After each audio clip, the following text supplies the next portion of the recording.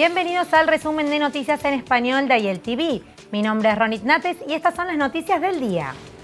Para comenzar, Israel se encuentra bajo máxima alerta, ya que tanto Irán como Hezbollah amenazan con responder fuertemente por el ataque preventivo que Israel realizó el sábado contra una célula terrorista que se preparaba para lanzar un vehículo aéreo no tripulado con explosivos contra Israel. Irán dice que Israel pagará un alto precio por el ataque y que el ejército evalúa que los objetivos militares en lugar de civiles serían los más probables. Del mismo modo, otros países vecinos están amenazando en contraatacar. Pero mientras tanto, aunque todavía no se han desplegado soldados adicionales en el norte, los soldados a lo largo de la frontera norte han estado en alerta máxima.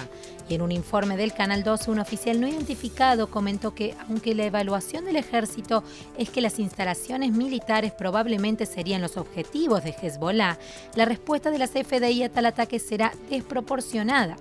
Además, en una llamada con el secretario de Estado de Estados Unidos, Mike Pompeo, el primer ministro Netanyahu dejó en claro que el Líbano sería responsable de los ataques que emanan de su territorio, particularmente desde el sur del país, donde Hezbollah retiene un dominio absoluto.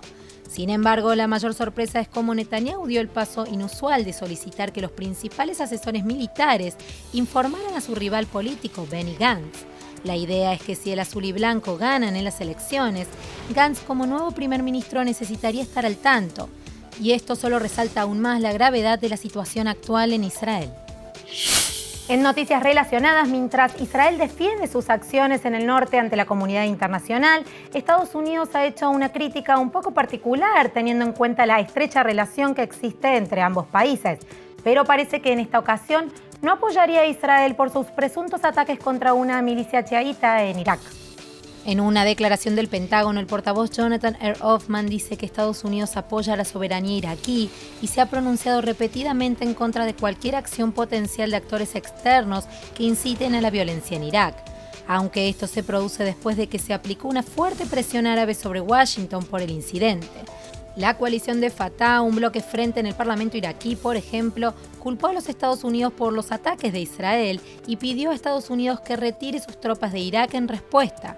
Por otro lado, sin embargo, el vicepresidente de Estados Unidos, Mike Pence, parecía apoyar a las acciones de Israel durante su llamada telefónica con el primer ministro Netanyahu el lunes, después de lo cual tuiteó que habían tenido una gran conversación con Netanyahu y que Estados Unidos apoya plenamente el derecho de Israel a defenderse de amenazas inminentes.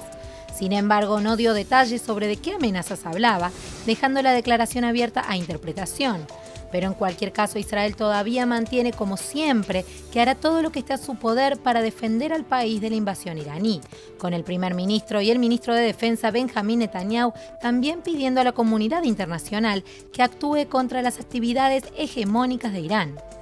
איראן פועלת בחזית רחבה כדי להוציא התקפות טרור רצחניות נגד מדינת ישראל. ישראל תמשיך להגן על ביטחונה בכל דרך שתידרש. ואני קורא כאן לקהילה הבינלאומית לפעול מיד כדי שאיראן תפסיק התקפות אלה. Continuando, después de 3 terribles ataques terroristas en Cisjordania durante el mes pasado, al menos un gran desastre parece haberse evitado el lunes por la noche cuando las fuerzas de seguridad de Israel detectaron un dispositivo explosivo improvisado colocado en la ruta. El objeto sospechoso fue encontrado a lo largo de la ruta 555, autopista cerca de Nablus, y los expertos pudieron desactivar el dispositivo con un robot. En este caso, afortunadamente, nadie resultó herido, muy diferente a la tragedia del fin de semana que afectó a la familia Schnarr, donde Rina, de 17 años, fue asesinada, mientras que su hermano y su padre fueron gravemente heridos por un explosivo cerca de un manantial natural. Ahora, las fuerzas de seguridad siguen buscando a los autores de este ataque mortal. Luego, con un éxito similar, las CFDI destruyeron una fábrica de armas en la ciudad de Cisjordania de Beit Likishá y arrestaron a 8 sospechosos por participar en actividades terroristas en el proceso. Pero estos acontecimientos son solo algunos ejemplos que respaldan la teoría de que un importante incidente podría surgir de Cisjordania antes de las elecciones del próximo mes. Por ejemplo, como escribe Amos Harel de Haaretz, Cisjordania puede convertirse en el mayor desafío de seguridad del primer ministro Benjamin Netanyahu en el futuro cercano, a diferencia de Irán, Líbano o Gaza. Y esto gracias en gran parte al deterioro de la economía de la Autoridad Palestina y un enfrentamiento entre la Autoridad Palestina e Israel y los Estados Unidos. Y ahora escuchen esto porque puede interesarles mucho. A menudo vivimos en un mundo donde las enfermedades como la tuberculosis, por ejemplo, aún son un riesgo para la salud de muchas personas e incluso a veces son resistentes a los antibióticos.